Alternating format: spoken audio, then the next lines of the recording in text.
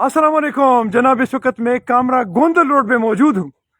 और मज़े की बात यह है कि ये वो रोड है जिस रोड पे हमारे बहुत सारे MNS, बहुत सारे MPS और बहुत सारे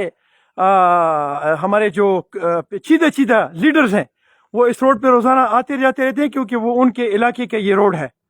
इसकी जो खूबसूरत हालत है उसको देख के तो मेरी आंखें बहुत ज़्यादा शर्मा रही हैं आप लोगों से कि मैं बात करूँ इस पर, लेकिन मजबूरी है, करनी पड़ती है। इस पर काम शुरू हुआ था आज से मेरा ख्याल है कि 1 साल पहले, और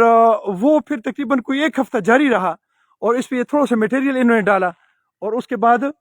यहाँ पे कंप्लीट खामोशी हो गई।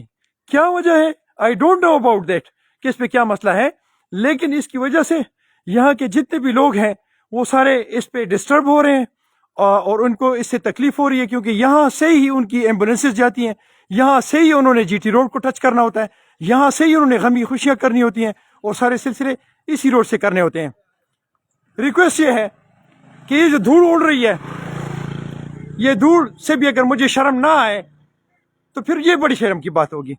यार आप लोगों के पास इतनी पावर है, कोई मलक है, कोई शाह है, कोई चौधरी है, कोई वडेरा है, कोई पता ही क्या है, तो अल्लाह के बंदों कोई थोड़ी सी मेहरबानी करो इस रोड पे और इस पे काम स्टार्ट करो, क्योंकि बहुत सारे लोग इस पे शिकायत करते हैं, खासकर कामरा, ठीकरियाँ, मदरोटा और फतचक, ये 3-4 गांव जो है खासकर इसको इफेक्ट करते हैं और गोंदल भी।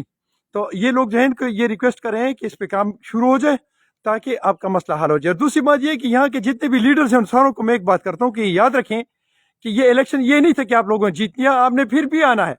जब आप फिर आएंगे नवाम के पास तो आप क्या मुंह लेके आएंगे? तो काइंडली अपना मुंह सीधा करने के लिए, अपनी आंखें ऊपर करने के लिए, ये एक रोड है और ये सिर्फ 4 किलोमीटर के 400 किलोमीटर नहीं है, सिर्फ 4 किलोमीटर है। तो खुदा इसको ठीक कीजिए ताकि आप आंखें उठा के अवाम के पास जा सकें और उनसे वोट का मुतालबा कर सकें। थैंक यू जी, अस्सलाम वालेकुम रहमतुल्लाह।